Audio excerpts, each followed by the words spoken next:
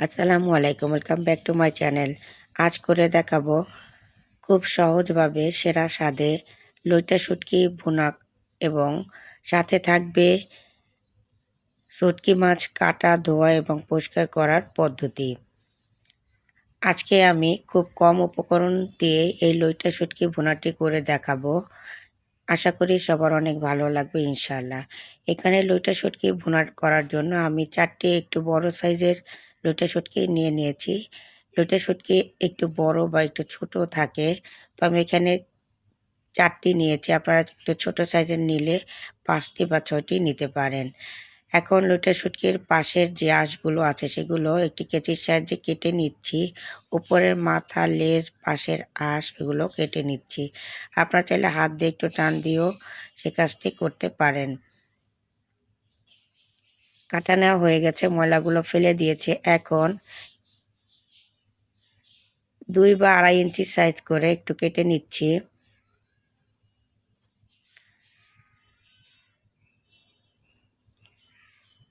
সবগুলো আমি এভাবে কেটে নিয়েছি। আমি দেখিয়ে দিচ্ছি কতটুকু সাইজ করে কেটেছি। এখন একটি কড়াইতে দিয়ে দিচ্ছি এবং শুটকিগুলোকে ভেজে নিব 2 থেকে 3 মিনিট। মিডিয়াম আঁচে ভাজতে হবে, বেশি আঁচ দিলে পুড়ে যাবে। ভাজা হয়ে গিয়েছে। এখন এর মধ্যে দিয়ে দিব পানি। এখানে আমি ঠান্ডা পানি দিয়ে দিব। ঠান্ডা পানি দিয়ে 3 মিনিট মিডিয়াম আঁচে রেখে দিব। এতে করে শুটকির গায়ে যত ময়লা আছে তা বেরিয়ে যাবে এবং শুটকির গায়ে থেকে যে বালুটা আছে সেটিও চলে যাবে। শুটকিগুলো পানির থেকে উঠিয়ে সুন্দর করে 3 বার ধুয়ে নিয়েছি এবং পেটের মধ্যে যে ময়লাটা থাকে সে ময়লাটা সুন্দরভাবে ফেলে দিয়েছে। এখন শুটকির মধ্যে যে কাঁটাটা আছে আমি সেটি বের করে নিচ্ছি। হালকা একটু শুটকিটা ফাঁকা করলেই শুটকির কাঁটাটা বের করা যায়। বের করে আমি ছোট ছোট টুকরা করে কেটে নিয়েছি। আমার এখানে মেজারমেন্ট কাপের হাফ কাপের থেকে একটু বেশি শুটকি হয়েছে। এখন একটি কড়াইতে দিয়ে দিচ্ছি 1/4 কাপ তেল, অর্থাৎ 1 কাপের 4 ভাগের 1 ভাগ। দিয়ে দিচ্ছি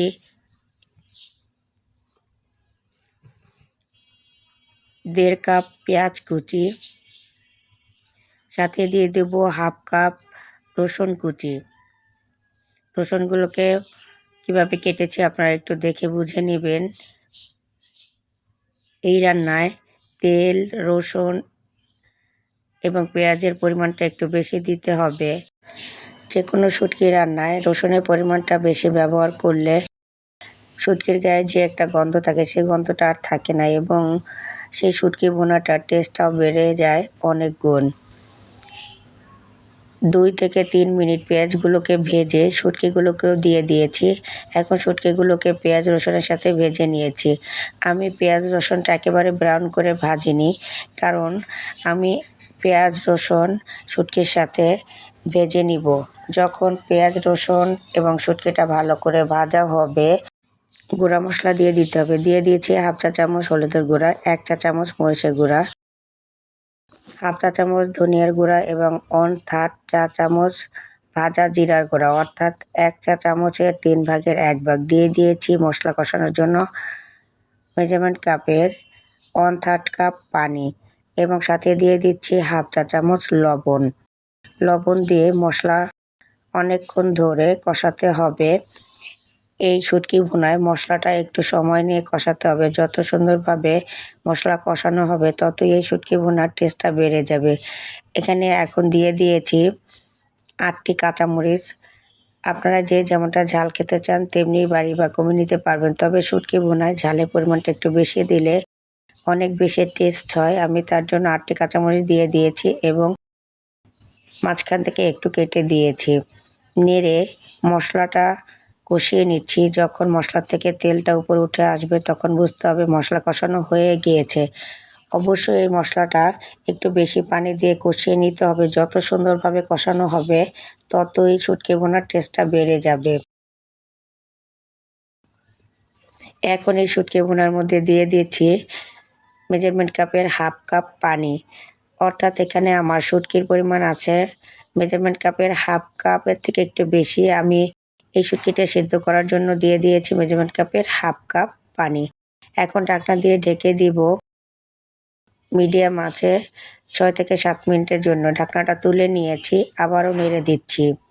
শুটকি যেহেতু একটু শক্ত থাকে, তার জন্য শুটকিগুলোকে তাড়াতাড়ি করে রান্না করে ফেললে শুটকি শক্ত থেকে যাবে। এখন আবারও ঢাকনা দিয়ে ঢেকে রেখে দিব একেবারে লো আঁচে 4 থেকে 5 মিনিট। এতে করে তেলটা উপরে উঠে আসবে।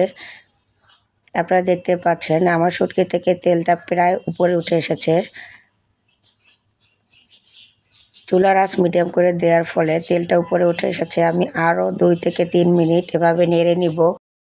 আপনারা দেখতেই পাচ্ছেন তেলটা কিন্তু দেখা যাচ্ছে, কিন্তু এ পর্যায়ে এসেও শুটকিটা রান্না শেষ করা যাবে না। আরও যখন তেলটা ছেড়ে দেবে তখনই শুটকি ভুনাটা হয়ে যাবে। আপনি দেখতেই পাচ্ছেন আমি কিন্তু আরও নেড়ে নিচ্ছি, এবং তেলটা যখন একেবারেই আলাদা হয়ে যাবে তখন শুটকি ভুনাটা সুন্দরভাবে পারফেক্টলি হয়ে যাবে। আমার তেলটা একেবারেই উপরে উঠে এসেছে, এর মানে শুটকি ভুনাটা হয়ে গিয়েছে। এরই সাথে তৈরি হয়ে গেল দারুণ স্বাদের শুটকি ভুনা। এভাবে আপনারা খুব সহজভাবে বাসায় শুটকি ভুনাটি করে দেখবেন, ইনশাল্লাহ সবাই অনেক মজা করে খাবে। রেসিপিটি সহজ এবং ভালো লাগলে লাইক দিবেন, কোনো প্রশ্ন থাকলে কমেন্টে জানাবেন এবং সবার মাঝে ছড়িয়ে দিতে শেয়ার করবেন। আমার চ্যানেলে থাকা আরও নতুন নতুন এবং আনকমন রেসিপি পেতে মাহাদি মম কিচেন চ্যানেলটি সাবস্ক্রাইব করবেন। সবাইকে আমার সাথে থাকার জন্য অসংখ্য ধন্যবাদ জানাচ্ছি।